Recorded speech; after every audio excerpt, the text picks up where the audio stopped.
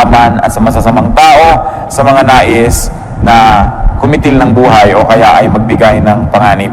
It's a very valid prayer.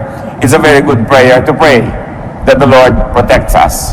1 Samuel 21 and 24. Then David fled and went to Jonathan and asked, "What have I done? What is my crime? How have I wronged your father that he is trying to take my life?" So David hid in the field. Alam po natin ang background niyan. Itong tatay ni Jonathan, si King Saul, wanted to kill David because he was threatened by David's anointing from the Lord. At ang ginawa ni David dahil siya gustong patayin ng hari ay nagtago. Hindi wise na harapin mo ang bala, wise na harapin mo ang apoy, harapin mo ang kamatayan kung pwede mo naman itong iwasan. Do not needlessly put life in danger and at risk by commission or by omission, meaning by doing something that endangers your life or by omitting doing something that can protect your life. Marami pong mga kuminsan, mga sports hindi na necessary, sobrang threat sa buhay. Maraming mga libangan, maraming ginagawa ang tao, inilalagay ang buhay na parang taya sa isang sugal na pwedeng sa isang saglit lamang ay maglaho ang buhay na ito. Hindi ganyan ang ating dapat ginagawa sa buhay. We've got to protect it. At bakit po natin pinag-uusapan itong mga obvious naman na ito? Sapagkat sabi nila ang paalala ay gamot sa taong nakalilimot. Kung minsan nalilimutan din natin that we are needlessly putting our lives in peril, under threat, in danger. Kahit sa mga bagay na pagpaputok ng kuitis, kuminsan ang buhay mo pala napapanganib. Kuminsan yung hindi pagjejeta sa pagkain ng mga bawal, hindi mapigil-pigilan ng katakawan, yung pala nanganganib na ang kalusugan ng isang tao. Sa pag-neglect na mag-medical check-up, may ipang-papa-medical check-up naman, pero nine-neglect, pinapaurong-urong, lumalala ang mga sakit. This is needless dangers that we allow to enter our lives. Another duty to life is to edify it, to lift it up to ever-escalating heights and meaning and value.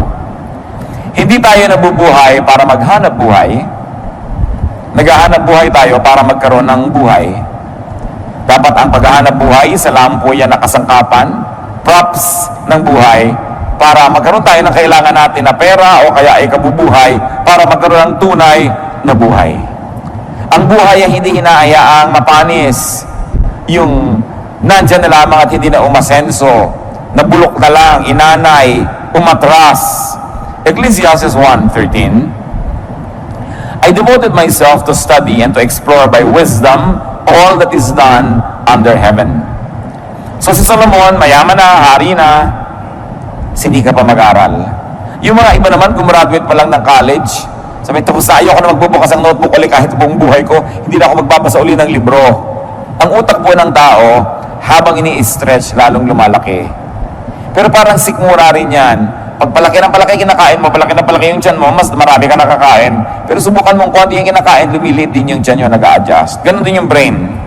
The more information, the more knowledge you process, the more capable your brain becomes. Pero pag pakonti ng pakonti ang iniisip niyan, pakonti ng pakonti ang mga nilulutas, lumiliit din ang utak. Meron po mga nakakausap tayo sa buhay na nakakabobo. Pag lagi siyang kausap nyo, mabobobo kayo. Meron tayong mga ginagawa na nakakabobo. Pag yun ang ginagawa mo, mabobobo ka. Kaya kailangan lagi kami iniisip na ibang gawin so that your brain will continue to expand, so that it would be enriched with knowledge and therefore with the accompanying wisdom. Luke 12:23. Did we read Ecclesiastes 1:13? I devoted myself to study and to explore by wisdom all that is done under heaven. So, ganoon ang ginawa ni Solomon. And Luke 12:23, life is more than food, and the body more than clothes. So, yung katawan, hindi lang yung katawan eh. Yung katawan, instrumento para may marating yung nakatirang espiritu doon. Pag katawan mo lang ang mahalaga sa buhay, you don't get it. That the body is only a tool so that the spirit that lives in it can evolve and can become the great spirit that it is destined to be. So, ganun din yung pagkain. Buhay, hindi lang para kumain, ay buhay ka na. Tapos aantay ka ng umaga. Pag umaga, aantay mo gumabi. Pag gabi, inaantay mo mag-umaga. Ganun na lang, naubos na lang yung buhay ng papaganon. We've got to go beyond the basics. We've got to go beyond survival level. Kaya kalaban po ng tunay na espiritualidad ang sobrang karukhaan, ang sobrang kahirapan. Kasi very, very poor people are not able to move on because they're just too busy surviving. May narinig ko kanta ni Madonna, sabi niya, I will not go to heaven, I will not be an angel because I'm too busy surviving. Sabi nung kanta niya. There is some truth in it because when people are just too busy trying to survive, they will not be able to evolve into the refined personalities that they should be. Kaya kahit edad, nilalampasan para magkaroon ka ng lalong credibility. At kung bata ka pa at may credibility ka na, kailangan ipakita mo yon at lagi mong patunayan. Si Paul, ang kanyang payo kay Timothy, sapagkat itong si Timothy isang batang leader, 1 Timothy 4:12, don't let anyone look down on you because you are young, but set an example for the believers in speech, in life, in love, in faith, and in purity. So hindi excuse na bata pa ako o kabataan pa lang ako so pwede akong maging ganito lang. Sabi, kailangan malampasan mo agad dyan, mag-graduate ka, kasi napakaiksi ng buhay, pero napakaraming dapat marating.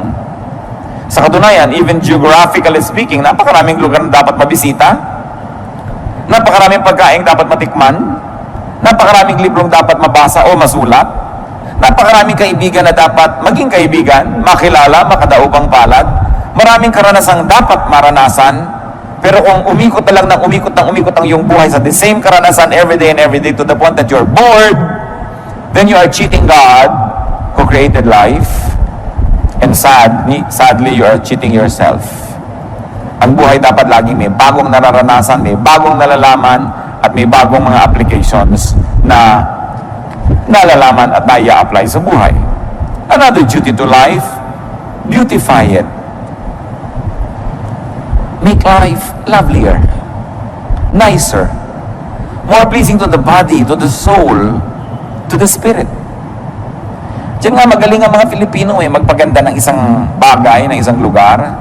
Pag nakakita ka ng isang babae na yung buhok niya, hindi lang tinalian, yung tali niya, may mga paru-paro, may mga bola-bolang umiikot-ikot, nag-glow-glow in the dark. Filipina yun. No, yung sari-sari ang nakalagay sa ulo. Hindi lang tinalian para huwag maggalawan yung buhok. Decorative pa, beautiful. Si Solomon, na napakatalino, anong ginawa niya? Ecclesiastes 2:4-8. I built houses for myself and planted vineyards. I made gardens and parks and planted all kinds of fruit trees in them. I made reservoirs to water groves of flourishing trees. I bought male and female slaves and had other slaves who were born in my house. I also owned more herds and flocks than anyone in Jerusalem before me. I amassed silver and gold for myself and the treasure of kings and provinces. I acquired men and women singers and a harem as well, the delights of the heart of man. So niya, name it, I had it. Ginawa ko.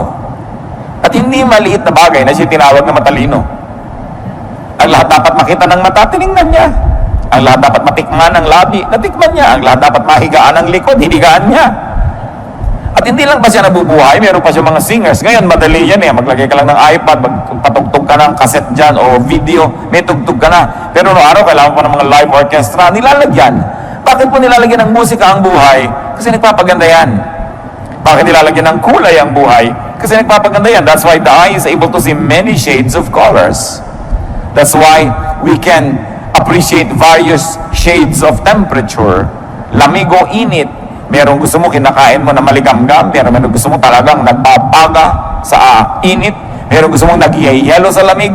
And all of that are experiences that human beings were designed by God to explore and to enjoy. So beautify your life. Yung bahay nyo, maliit man, pagandahin. Ang gulo-gulo, ang dami-daming kalat, ang lihim lang yan, marami ka lang kahon. Paglalagay mo lahat sa kahon. Diba? Hindi nakasaburay-ray dyan sa bahay mo lahat ang bagay-bagay. No? Hindi yung ang gulo-gulo. Hindi kailangan ka maging mayaman para maging maganda ang kapaligiran. Nakikita natin kung minsan kahit mga dukha ng mga tahanan, mga lata-lata, nilalagyan ng konting bulaklak, namumulaklak, gumaganda. Beautify your life. Decorate your life. And you know, one of the best decorations of a house are the good friends that visit it. Kaya maganda yung nadadalaw ka, dumadalaw ka. Beauty means balance, symmetry, harmony. Mamamahay na rin lang kayo, linisan na, gandahan na. Magbibihis na rin lang kayo, gandahan nyo na. Kahit naman anong pagsasamahin yung kulay, pwede, pero ba't hindi nyo lagyan ng harmony? Pwede namang iplano yan kahit kukunti ang damit ng tao. Tingnan nyo yung kulay na bagay sa inyo at yun ay pagsusuot ninyo. Hindi yung kumisa na pagkakamalaki naglalakad na kortina o sa lalaki ng checkered, akala ng mga tao, bintana kayo. Sa kailangan, tinitingnan mo, maganda ba to sa akin? Bagay ba to sa akin? Kailangan ay pinapaganda. Hindi lang kasi yun for you to feel good eh. You also minister to others kasi nagagandahan sila sa nakikita nila. It is our ministry to beautify the environment and we are parts of that environment. Lalaki, babae, walang gender issue yung kagandahan. Kaya nga napakaganda po ng wikang Tagalog kasi sa atin yung ganda pang lalaki at saka pang babae din yan. Sabi natin, magandang lalaki. Di ba? Ganda din tawag natin. Hindi natin hinahati sa gender yung beauty. Because sabi nga ni Mrs. Marcos, a man who does not love beauty is only half a man. Dahil siyempre, kailangan nag-appreciate ka niyan. Another duty to life is to love it. Are you in love with life? Nagigising ba kayo sa umaga sa inyo, I love my life? Mahihiga ba kayong, I love this bed? Kakain ba kayo, I love this plate? O eto na naman, dito na naman ako kakain sa gasgas na plastic na ito. Eh, ba't hindi kayo magpunta na magandang-gandang plato? O ang dami yung magagandang plato, inaanay doon sa estante, tinitira ng mga bubuyog at gagamba. No? Kailangan gamitin niyo yung mga magagandang bagay na yan. You should love life. Huwag yung gutay-gutay na ang inyong mga tuwalya, tapos ang gaganda nakatago. Aanin nyo yun, di ba? Kailangan gamitin yun. Meron naman kahit tayo hindi mayaman, meron tayo niya magagandang tuwalya, mga pang-derby na mga bedsheet. Gamitin ninyo yan. Kasi pag pinagagamit nyo yan, nakita ng Lord na magagasgas na, makukulangan na, papalitan niya. Kaya kung minsan hindi pinapalitan, hindi naman ginagamit eh, nakareserba. May reserba ka pa, gamitin mo, subukan mo ang Diyos. Kasi alam nyo kung bakit. Ang Diyos mahilig sa maganda. God is God of beauty. Titingnan mo ang nililikha niya, mga bato, ang mga dahon, ang mga halaman, pati mga hayop, ang gaganda. Kaya napakalaking kasalanan na pangit. No? Ngayon, yung pangit, hindi exhibit natin ganito ilong mo, ganyan ang buhok mo, pangit ka. No, there's no such thing. Because all human beings were made by God. So, ano man, buhok mo, tuwid o kinky, lumalakad man yung suklay pag inilagay mo, o ayaw lumakad. Pag may pumasok na insekto sa loob, di makawala. Maganda ka pa rin dahil Diyos pa rin ang gumawa ng kulot na buhok. Ang point lang, maganda ba yung gupit mo, bagay ba naman yung ginagawa mong ayos sa iyong sarili. Hindi pinag-uusapan yung height. Anong ginagawa mo sa katawan mo? Pinapabango mo ba yan? Pinapakinis mo? Love life. Kaya alam niyo po, kitang-kita niyo pag ang isang may bahay ay ganado. Pati ang niluluto niya, iba. May mga konti pang dekorasyon. Hindi ba sa inihagis na yung 3 tuyo dun sa, para nakakrus-krus na tuyo dun sa ibabaw ng mesa, wala ba lang kaarte-arte? Pero pagka ganado ang tao sa buhay, pati kamatis, sinihiwa niya na maganda, nakaarting ganon. Nakita niyo naman nakakain kayo kuminsan, nung tinanggal niya yung takip, nakakaantok ang itsura ng ulam. Ano bang ulam ito? Wala namang ka-arte-arte sa buhay. So, love it. Romance life. Romance life. Napakahalaga na ang buhay natin pinapaganda. Do not hate life. Do not dislike and demean life. Do not be rude to life.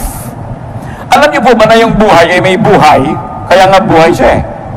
So kung tayo ay magaspang sa kanya, rude tayo, dinaramdam niya yon. Kung yung buhay ay ating pinababayaan, hindi pinapansin, dinaramdam niya yon. Kung hindi natin inaalagaan at pinapaganda, pinagdaramdam ng buhay. At kung yung buhay mo ang nagdaramdam, ano mangyayari sa buhay mo? Kaya kailangan we romance life. Ecclesiastes 6:3. A man may have 100 children and live many years, yet no matter how long he lives, if he cannot enjoy his prosperity and does not receive proper burial, I say that a stillborn child is better off than he. So nakita niyo po ang mga particulars itong si Solomon hanggang libing. Sabi, kailangan maganda ang libing. Yan ang last statement ng buhay mo. No? Kailangan pinaplano mo rin yan. Dahil gusto mong igalang, maging yung katawan mo na iniwan sa bandong ibabaw. No? Kailangan na inaayos ang buhay, binibigyan mo ng dignity. Kung paano ka uupo, paano mo ginugupit ang iyong buhok, paano mo inilalagay ang bag mo. May mga bag na parang nagtutong na sa lahat ng dumi, kung saan na lang inilalapag, walang galang sa bag. No? May mga gamit na gas-gas-gas-gas kasi hindi ginagalang, hindi nililinis. When you love life, life will love you back. may buhay ang lahat ng bagay. At kahit masabi mo mga bato, mga bakal-bakal na walang sariling buhay, Diyos ang may bigay noon at Diyos ay nagdaramdam. Kung mga binibigyan niya, pinapabayaan lang. Kayo ba? Kung may binibigay ka sa mahal niyo sa buhay, tapos hindi inaalagaan, hinahagis-hagis lang dyan, di ba naghihinanakit kayo? Ang Diyos na nagbibigay sa atin ng lahat ng tinatangkilik natin. Meron kayo isang leather bag, nakikinis-kinis yung ba? Napupunas-punasan yung man lang ba yun? Di ba? Yung bahay ba naman natin, inaayos-ayos natin. Napakahalaga. Psalm 90 verse 12. Teach us to number our days aright, that we may gain a heart of wisdom. Anong hinihiling dito sa panalangin? Turuan niyo po ako, Panginoon, na bigyan ng katuturan ang bawat araw ng buhay ko. Love life by not wasting time. Love life by getting the most out of time. At dyan po tayo lahat pantay-pantay, mga kapatid. Lahat ng tao, tig to 24 hours a day lamang. Tig 7 days a week. Bakit dumadaan ko minsan isang semestre na meron isang estudyante na magiging 4th year na siya, pero ikaw na isang estudyante, 2nd year ka pa rin, pareho kayong dinaanan ng semestre na yun, Bakit dumadaan ang mga panahon? 7 taon na yung inyong kapitbahay, may aanihin na siyang atis. Kasi nagtanim siya 7 years ago. Ikaw na wala itinanim, titingin-tingin ka lang sa atis niya. Pareho kayong dinaanan ng 7 taon. Pareho po tayong dadaanan ng 5, 10, 15, 20, so and so on, na mga taon. Pero may nangyayari ba sa mga taon na dumadaan sa ating buhay? Nadadagdagan ba tayo ng kalaman? Nadadagdagan ba tayo ng wisdom? Mas bumubuti ba ang ating puso? Mas bumabait tayo? Mas rumurunong tayo? Yun ang napakahalagang mangyari sa buhay. Love life and live it. Yung buhay dapat ipamuhay. Go gladly through the motions of living. Ano ba yung mga motions of living? May mamamatay, may mauospital, may ooperahan, may dadalawin, may mangungutang, may sisingilin, may babayaran, may papakinggan, meron kang sasabihin. These are the motions of life. The activities and the rituals, both great and small, of living. Kakain ka, maghuhugas ka ng plato, mamamalengke ka, ililigpit mo mga pinamili mo. These are the motions of life. Ginagawa nyo lang ba yan dahil dapat gawin? Ginagawa na rin lang, mga kapatid. Enjoy it. Naghihiwa na rin lang kayo ng manok. Diba? Alam mo yung nag-enjoy humiwa ng manok, walang nababaling buto sa hita. No? Dahil alam niya kung saan niya hihiwain. In fact, gagawin lang ng kamay niya, bali ang buto. No? Pero yung mga ibang tusok-tusok yung buto, durug-durug, wala yata sa mudang nagputol ng manok na ito. No? By the way, ang galing ng mga Pilipino magputol ng manok, Meron isang batang lumaki sa Amerika nung nagbalik bayan dito, sabi niya, I didn't know that a chicken could be cut up so many pieces. Talagang ganyan dahil maraming kakain. Na parami talaga ang manok. Daig ng mga ginang dito sa Pilipinas, sa mga surgeon. Pagpaparami ng ulam. Pero ayusin mo na yan. Ayusin mo na, dadabog-dabog ka. Enjoy every minute. Because if you work for 1 hour or 2 hours, may nililinis ka, hinuhugasan mo yung mga balatang talaba, o kung ano man yan, at nagtatabog ka, nainis ka, kapatid, ikaw nalugi noon dahil may dumaan na isang oras na hindi mo na-enjoy. At hindi na babalik ang oras na yun kahit kailan. Kaya lagi ko sinasabi sa mga magulang ng mga bata, enjoyin nyo ng mga anak nyo. Yung para kayong puno na lagi sinasampa ng anak nyo. Pagdating ng araw, ni ayaw nyo makita kayo kasama sa mall. So habang laging nakasama, isama ng isama, laging pabuhat ng pabuhat-buhatin. Hindi laging ganyan yan. Dumadaan ang panahon. Mabuti na yung walang pinagsisisihan. Ecclesiastes 9, 7-10. Go eat your food with gladness and drink your wine with a joyful heart. For it is now that God favors what you do. Always be clothed in white and always anoint your head with oil. Enjoy life with your wife whom you love all the days of this meaningless life that God has given you under the sun. All your meaningless days.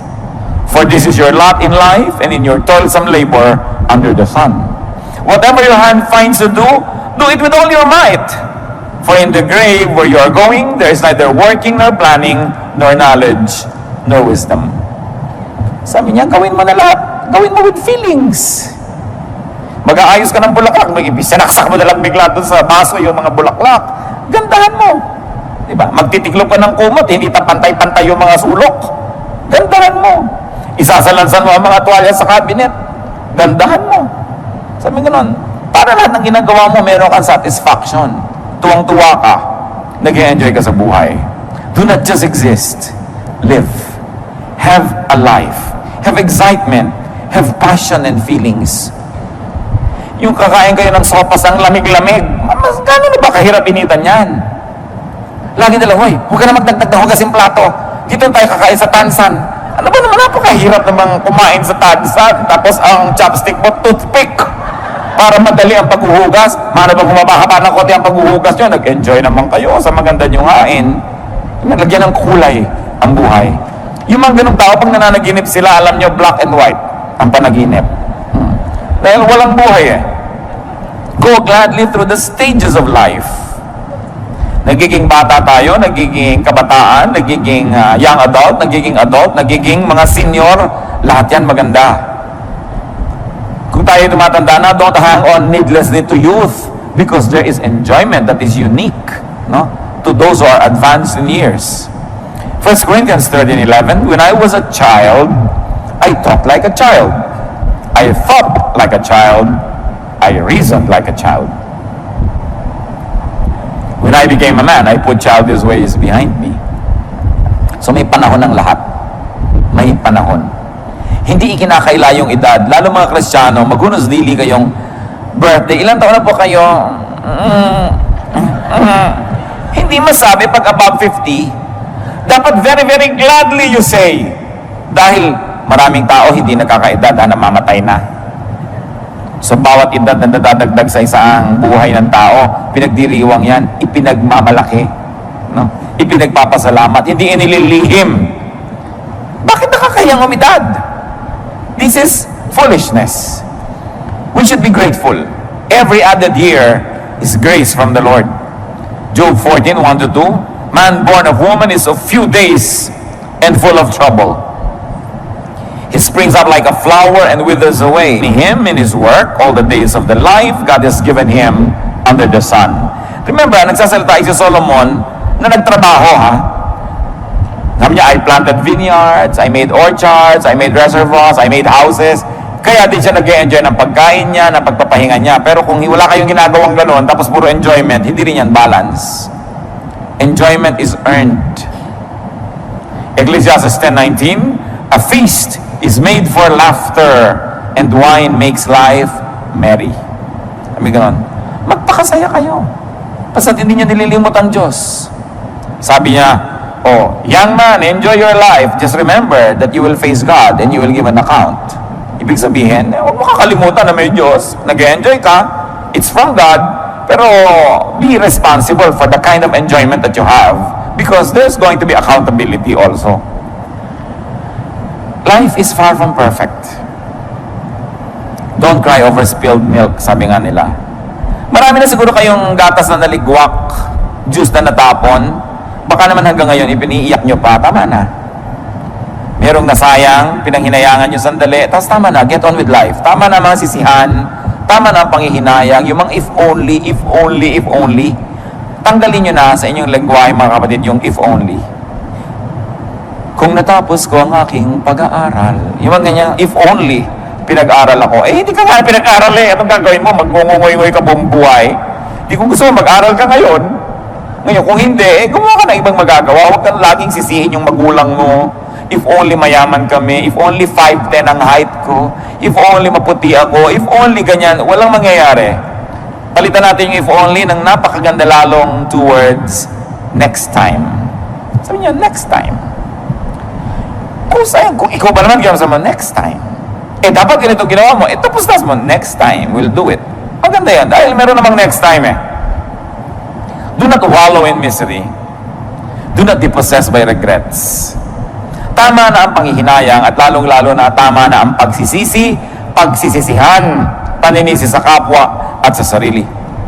Do not be possessed by sadness. Do not be possessed by mourning and fear.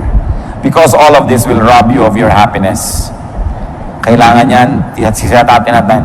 Lahat ng mga nasayang na noon, nasayang na, pero habang lagi niyong iniisip, patuloy pa rin nagiging sayang. So dapat ibahin ang attitude.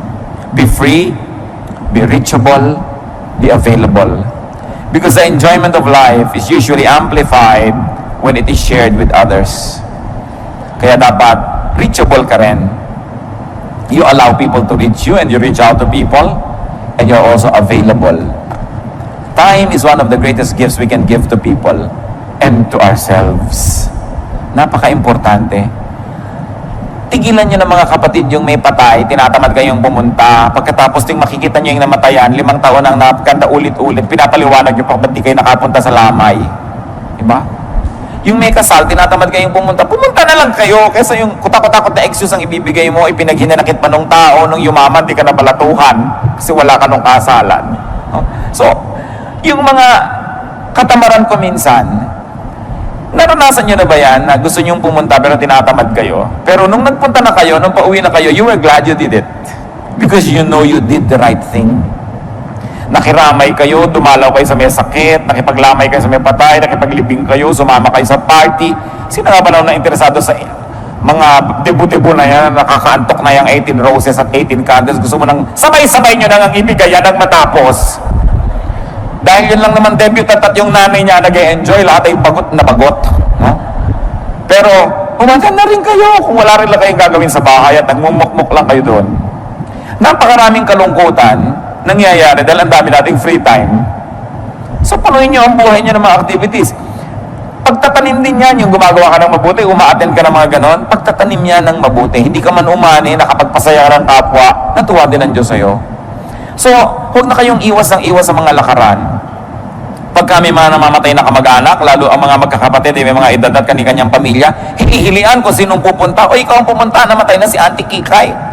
Ikaw na, ako na nagpunta kay Chu Apeng. No, nagtituro-turoan pa. Ba't di naman kayo magpunta lahat? Kasi asaya din namang reunion niyang lamay eh. No? Pag nandun ka na rin naman, mag-e-enjoy ka na rin. Pero paano ka mag-e-enjoy kung kagalit mo yung hipag mo, kagalit mo yung pinsan mo, kagalit mo yung ka-eskwela mo ng grade 6 dahil siya ang naging most cheerful.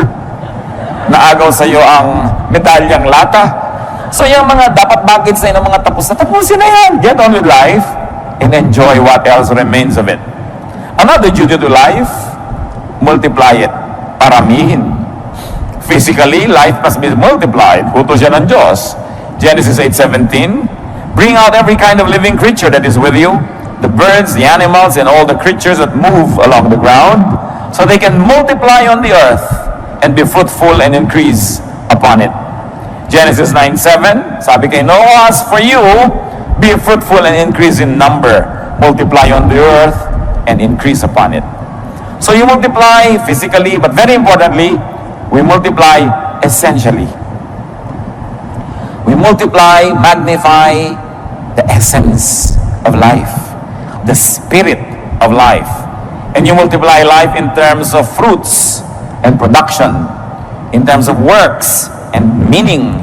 Dapat lalong nagkakaroon tayo ng halaga, marami tayong nagagawa, marami tayong napoproduce.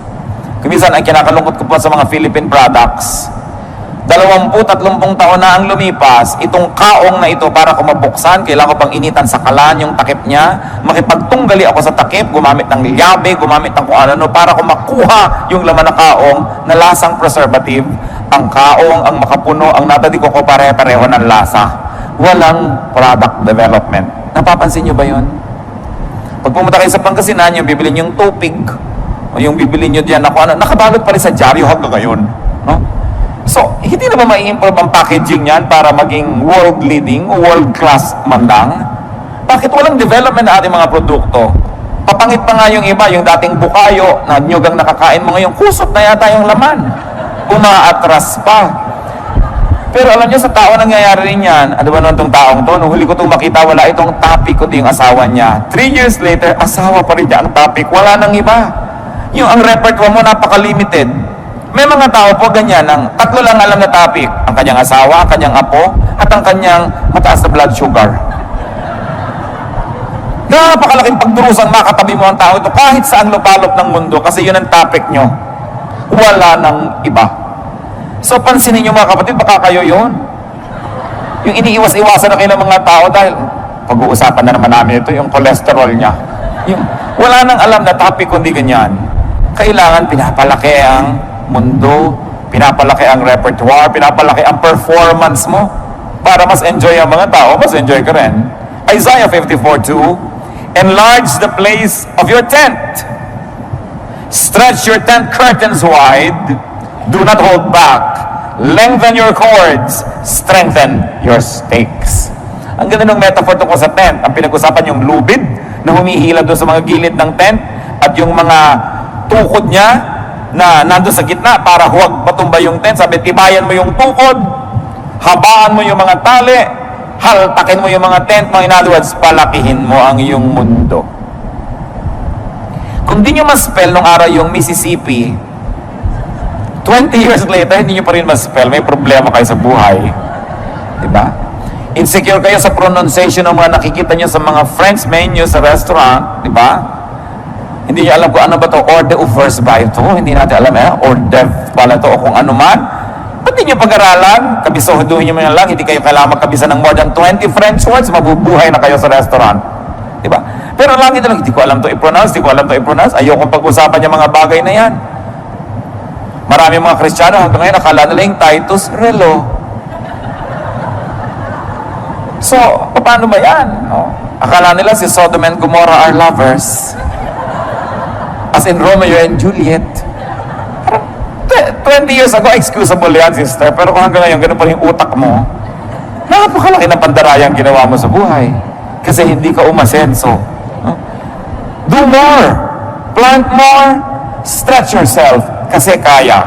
Nakakita ba yung mga gymnast? No? Minsan tuwan-tuwa ka na, may dala kang platito, hindi nahulog. Pero nakita nyo ba yung may mga 5 platito pinapaikot na ganyan, tapos meron pang mga laman na chandelier yung platito? Tapos nakasakay pa siya sa bisikleta, iisa ang gulong, habang namimisikleta siya sa alambre. Nagagawa ng tao, ba't di mo magawa? Ibig sabihin, nagagawa yan. Pag nagagawa yan ng iba, nagagawa ng lahat. Kaya lang, nag-train siya, nagbuho siya ng panahon. Kaya huwag na tayo patuloy na magkubli doon sa mga hindi natin magawa. Gawin nyo. Pag-aralan nyo. Yung mga iba tumanda na lang, ting mayroong party sa tabi ng swimming pool, hindi ako marunong lumangoy. Parang 10 years ago, nung reunion natin, di ka na rin marunong lumangoy. 10 taon ang lumipas, di ka wala nag-aral lumangoy. At magkikita ba tayo kung sakaling bubuhayin ka pa ng Diyos ng 2010 mo, yes, hindi ka pa rin marunong lumangoy, lulunurin na kita niyan. Wala kang asenso sa buhay. No? Kailangan na ma-asenso ang tao. Yung hindi natin mapagtugma-tugmang subject and predicate. No? May S ba o wala yung verb? Absent ka kasi na tinuro yun. Ano? So, pag-aralan, nasa libro naman eh. Yung hindi kasi ako marunong magluto ng dinugan, hindi ako kasi marunong magluto ng potsero, 3 years ng excuse yan, hanggang hindi pa rin marunong magluto. Dapat palakihin ang utak. Another duty to life is to restore it. Life will have pains and sorrow. Life will have mistakes. Life will have falls and damages. Ang dapat ginagawa ng tao is to keep restoring life. Laging may sira, dapat laging nire-repair. Yan, nakita niyo yung bubong ng bahay, hindi naman uubusan ang tulo niya na. Pag natapos na yung tulo doon, dito naman, o doon naman, dyan naman. Pero gawa ka ng gawa kasi nagkakaroon ng mga bagong tulo eh. Linis ka ng linis kasi nagkakaroon ng bagong dumi. Sulsi ka ng sulsi, nagkakaroon ng mga bagong pilas ang damit. Ngayon, ganoon din ating emosyon. Ganoon din ating espiritu. Nagkakaroon ng mga bagong kabiguan. Nagkakaroon ng mga bagong kasalanan. Nagkakaroon ng mga bagong kakulangan. So, anong gagawin mo? Keep restoring, keep restoring, keep restoring. Because life is really like that. Psalm 103 verse 14, God knows how we are formed. He remembers that we are dust. Diyos man, naaalala niya, alabok nga pala ang tao. So, hindi ka na rin lagi pinaghahanapan. Pinagpapasensyahan ka, pinapatawad. Ganon din dapat ang ating policy sa ating sarili at sa ating kapwa. Kung nagkakasala, ihingi ng tawad sa Diyos. At kalimutan na. Tama na. 1 John 1:19, if we confess our sins, He is faithful and just and will forgive us our sins and purify us from all unrighteousness. Mga mag-asawa lalo na, sigurado magkakaroon ng pagkukulang asawa nyo sa inyo. Ang nagtatagal lang, yung nagpapatawaran. Nagpatawad kayo. Kung nagkamali ang asawa nyo, talaga namang makapilas-pilas ng pusong pagkakamali. No? Parang gusto niya na talagang uminom ng lason, tumalon sa dagat, pasabugin ng lahat ng granada sa loob ng inyong tiyan, sa sama ng loob nyo. Ano magagawa nyo? Nangyari na. Lalo tumingi naman ng tawad. Patawarin nyo na. At kung pinatawad nyo na, huwag nyo na ungkatin. Tapos na. Tama na. Get on with life. Yung minsan kayo nasaktan, tama na. Pero ting inuungkat nyo yan, ting inuhukan nyo yung bangkay ng nakaraan, masasaktan kayo mali. Gusto nyo yun? Lagi nasasaktan. Let's forgive. Because we also need forgiveness from God. Pick up the pieces. Stand up. Rise whenever you fall. Nasunog ng asawa nyo, bahay nyo. Sorry. Tumira muna kayo sa bahay ng posporo. Tupperware na malaki. Anong gagawin nyo? Papatayin nyo siya, di nawala na kayong bahay, nawala pa kayong asawa. Doble nawala. Nangyayari yan eh. Damay-damay tayo. Yung mga mahal mo sa buhay, may gagawin pagkakamali, sinasadya mo, no, hindi, nadadamay ka. At ganoon din naman eh, may gagawin din tayo, madadamay din yung iba. Part of life. So sabi ni Solomon, be wise. Learn how to live. Kaya sabi niya, enjoy, enjoy, enjoy. Kasi sabi niya, may mga moments, kahit gusto mo, hindi pwede mag-enjoy. May mga moments, gusto mong kumain ng masarap, wala kang pera. So pag may pera ka, may gana ka, kumain ka na. Kuminsan naman, may gana ka, wala kang pera. Kuminsan may pera ka, wala kang gana. Pag nagtagpo yung dalawa, fiesta. Eat. No? Sabi ko noon, pagka nagkataon na masasaya kayo lahat, mag-enjoy kayo, magsaya kayo. Hindi yung ito yung asawa mo, sayaw tayo, darling. Ayoko sumayaw. Mag-aral ka sumayaw. Huwag kang killjoy sa buhay. Ayoko. O kaya, pakakatahin ka, kanta ka. Ayoko. Nung mahawa ka ng mic, ang ika-12 ko po kaawitin. Hindi na mahawat. No? Huwag kayo laging pakipot ng pakipot. Ayaw ng ayaw sumali. Akala mo mababawasan ng dangal, bababasa ng mana, kung gagawa ng mga kabatuyan sa buhay. Do this. Life has so much breadth and width and length that it must be enjoyed. Allow yourself to be restored and allow others to be restored as well. I think one of the great achievements of life is this: how many lives you help restore, how many lives you allowed to be restored through your cooperation and forgiveness. Yan ang mga medalya ng buhay. Ilan ang nakabangon dahil pinayagan nyo, ilan ang nakabangon dahil ibinangon ninyo. Napakasayang achievement yan sa buhay. Be changed, be restored, be reinvented whenever needed. No? Live the phases of life and live many lives, many roles, many times. Kung meron po tayong mga ugali na nagpapabawa sa atin para ma-appreciate yung life, sabi sa Romans 12:2, be transformed by the renewing of your mind. Minsan kasi biktima tayo ng maling pagpapalaki. Pero pag na-realize na natin na mali yun, di talikuran natin yung mali na yun, itama natin ating buhay. Lalong-lalo kung may ugali kayong mahirap kayong makasama, may ministration kasi tayo sa kapwa eh. Kung minsan enjoy na enjoy yung pamilya, nakikita yung mukha nyo pagkahaba-haba, pati enjoyment nila nababawasan. Ikakasal yung anak nyo, naninimangot kayo dahil ayaw nyo sa manugang nyo. Di ba? Hindi naman kayo magwawagi, huwag na kayo nakikipag-konte sa manugang. Hindi kayo magwawagi, promise. So makikooperate na lang kayo. Be wise. No? Kaya napakahalaga na natututo tayo sa mga karanasan ng mga nauna sa atin. Alam nyo na sitya beki ninyo, inaway yung manugang, pati anak niya nagalit sa kanya, tapos kukopihin nyo na naman ngayon yun. Yung mga manugang naman, alam nyo na nahihirapan yung asawa nyo dahil ayaw nyo maging submissive sa nanay niya. Marami na kayo nakitang ganun, kukopihin nyo na naman, nagiging impyerno yung buhay nyo. Hindi naman tayo kinakapos sa mga halimbawa sa paligid natin Bakit kinakopya pa natin yun? Yung mga magulang na saksakan ng dadamot sa anak, saksakan ng mga susungit, nakita na natin ang masasamang effect. Tapos kayo na naman, inuulit nyo na naman yun, sungit-sungit nyo na naman. We should learn from masipag, matyaga. Kaya may nararating sa buhay. Hindi pag may konting pera, party, may konting pera, gastos. Kailangan maraming tayong production. What else do we do with life? Share it. Share life. Share livelihood. Share food and good things.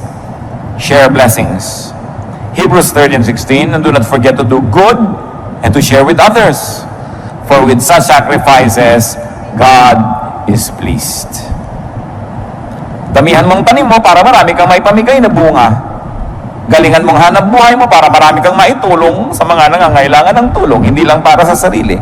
1 Timothy 6:18-19, command them to do good, to be rich in good deeds, and to be generous and willing to share. In this way, they will lay up treasure for themselves as a firm foundation for the coming age. So they will take hold of the life that is truly life. Share. At ika-10, gawin kaya natin 20. 10 na lang muna. What do you do with life? Sanctify it. Make it holy. Dedicate it to God. Dedicate your life to a high calling, to a noble purpose. Hindi lang basta mabuhay at mamatay at mailibing, magkaroon ng katuturan sa kaharian ng Diyos. Magkaroon ng halaga sa tingin ng Diyos at ng kapwa. 2 Timothy 2:21, if a man cleanses himself from ignoble use, he will be an instrument for noble purposes, made holy, useful to the master, and prepared to do any good work. Kung ang tao lang daw ay tatalikdan ng walang kakwenta-kwentang uri ng pamumuhay at lilinisin niya ang kanyang sarili mula sa karumihan ng walang kalatoy-latoy na pamumuhay, siya ay gagamitin ng Diyos para dun sa mas mga makabuluhan na uri ng pamumuhay. So there's a cleansing that we must do. There's a departure that we must do from ignoble use. Yung walang kakwenta-kwenta, nagkakaroon ng kwenta kung ating itatalaga sa Diyos. 1 Peter 1:15, but just as He who called you is holy, so be holy in all you do.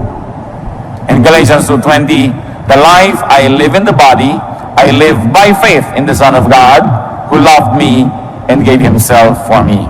1 Corinthians 10:31, so whether you eat or drink or whatever you do, do it all for the glory of God. Huwag kakalimutan ng Diyos sa equation. So kahit ka pala kumakain, umiinom, nagsapasarap, you can still glorify God. Hindi masama yun. Lalong-lalo kung nagsishare ka. Kakain ka na masarap, nagsishare ka sa kapwa. Kakain ka sa restaurant, napakasawa kayo buong pamilya, o order ka na isang putahe, ibigay mo sa waiter, nag-iwi niya sa pamilya niya. O order ka na ibang putahe, iabot mo doon sa mga makakita mo sa daan na hindi kumakain. You glorify God by having good food. Kasi hindi mo lang sinarili. Marunong ka mag-share sa buhay. Napakahalaga po to sanctify our lives. Ang buhay ng tao galing sa Diyos, babalik sa Diyos, kailangan nagbibigay luwalhati sa Diyos sa anumang ginagawa natin. So give to life, and it will give back to you. Love life, and it will love you back. Enjoy life, and let your life enjoy you. Diyos namin sa langit, salamat po sa buhay. Salamat po sa maraming pagkakataon na kami ay magkaroon ng kahulugan. Salamat sa maraming bagay na maaari naming malasap, maranasan, ma-enjoy sa buhay na ito. Patuloy mong ibukas sa aming isip, Panginoon, kung naghahadlang kami sa sarili namin at sa kapwa namin para mas maging maganda ang buhay nila. Turuan niyo po kami. Napahalagahan ang buhay na ito. Bigyan ng kahulugan, kabanalan, kasiyahan. Malasap namin ang dapat lasapin ng isang taong tumatanggap ng regalo ng buhay mula sa inyo. Pakita niyo po sa amin ang aming mga asal, ugali, mga attitude, Panginoon, nakakahadlang para ang buhay maging maganda. Bigyan mo kami ng bukas sa mata na ma-appreciate namin ang aming kapwa, Lord, na nag-aambag ng malaking bagay sa aming buhay. Turuan mo kami, Lord, to show gratitude to people who are instrumental for us to have a better life, better attitude and points of view. Maging mapagpasalamat kami sa inyo at sa mga kasangkapan nyo na nagpapaganda na aming buhay. Humihiling kami, Panginoon, na siyasatin niyo po kami ngayon. Mga kapatid, habang lahat tayo nakayuko, meron po akong mga taong naisip panalangin. Mga tao na sa tingin nyo ngayon, parang yung buhay nyo, parang hindi nyo maintindihan kung ba't kayo nabubuhay. Meron kayong confusion, parang sayang yung buhay nyo, hindi kayo nag-enjoy, parang may bara para yung blessing dumaloy sa buhay nyo. Para hindi nyo makita yung magandang dahilan para mabuhay. Kung merong ganito, Ang kalagayan ngayon, ipapanalangin natin, tumindig kayo sa kinalalagyan nyo at hihingi tayo sa Panginoon ng kaliwanagan, hihingi tayo ng kapangyarihan, hihingi tayo ng pagpapagaling ng ating mga ugali, mga espiritu. Kung meron nagsasabing, Lord, I want more meaning in life. Mas gusto kong magkaroon ng kahulugan ng buhay ko. Praise God. Pang mga tumatayo na humihingi sa Panginoon ng direksyon, gusto ko pang magkaroon ng kabuluhan ng buhay na ito, higit sa nalalasan ko ngayon, higit sa naranasan ko na, gusto ko pang maging mas makulay ito, mas maginhawa, mas mabuti, mas maganda, at mas banal, mas makahulugan. Kung meron po sa atin na meron kayong unhappiness about your life, and you don't want to be unhappy all your life, you don't want to be in this situation for long, this is the time to ask God. Hindi aksidenteng pinag-uusapan ang mga bagay na ito. You know, our God sets us free. Our God heals us. Sabi ng Panginoon sa John 10:10, I came that they might have life and have it to the full. Kung sa palagay nyo ang buhay nyo, hindi puno, ang laki ng kulang, tumayo kayo, hingi tayo sa Panginoon ng pagpapala. Bless, ganda ang mga buhay na ito. Kayo ang nakakalam kung anong kulang na siyang magpupuno, ipagkaloob nyo, napakayaman nyo, at di nyo ipaghihirap na tugunin ang pangangailangan ng inyong mga anak. At dinadalangin namin, Panginoon, ang mga kapatid na ito ay magkakaroon ng malinaw na isip, maiwasan ang mga dapat ng iwaksi sa buhay. At nawa, Panginoon, kung ito ay may kinalaman sa pag-uugali, ituwid mo ang aming mga ugali nang walang maging hadlang para dumaloy ang iyong pagpapala. Kung ito ay tungkol sa mga damages ng nakaraan, naging mahiyain, nagkaroon ng inferiority complex, nagkaroon ng takot, nagkaroon ng phobia, nadala, nahirapan, pauwiin mo ang mga sugat na ito, Panginoon. Papaghilumin mo ang mga sugat ng puso na yung mga anak. At huwag ka mag-iwan ng anumang bakas. At nang sa ganun magkaroon ng isang panibagong buhay, bagong pasimula. Kung ang nagiging hadlang ay mga bagay, mga pananalapi, mga instrumento at gamit, lalo namang hindi kayo nagkukulang dyan, O Diyos. The earth is the Lord's and everything in it. So we ask you, Father, move your powerful, loving hand and provide your people with their needs. Pagbuksan nyo ng pinto, Panginoon, pagkalooban ng mga kailangan, paulanin nyo ang pagpapala, palakasin ng mga kahinaan, papagliwanagin ang mga kadiliman. At kung ito may kinalaman sa kalusugan, Panginoon, palakasin nyo ang katawan ng iyong mga anak, pati ang isip at emosyon, pagalingin nyo ang mga karamdaman, Panginoon, at bigyan nyo ng ginhawa. Ano man yun, O Diyos, sa napakaraming maaaring dahilan na nagiging hadlang para makita ang ganda ng buhay. Maaaring walang kaibigan, walang kapartner sa buhay, maaaring may mga kasama na nagpapahirap ng loob. Panginoon, ano man ito, kayo ang magturo ng bawat hakbang na dapat gawin ng iyong mga anak upang mapalaya ang mga sarili sa iba't ibang mga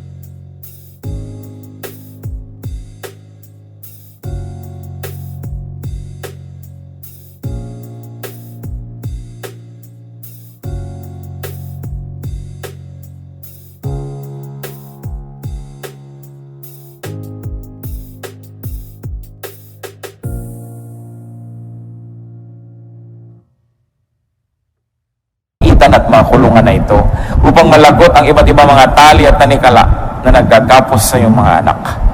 Bigyan mo, Panginoon, ng sigla yung mga matatamlay, ang mga mahiyain, bigyan mo, Lord, ng self-confidence. At kung may mga mangmang at mga kamangmangan, punuin mo kami ng karunungan. Turuan mo kami, Lord, to be studious. Turuan mo kami, Lord, na mag-aral.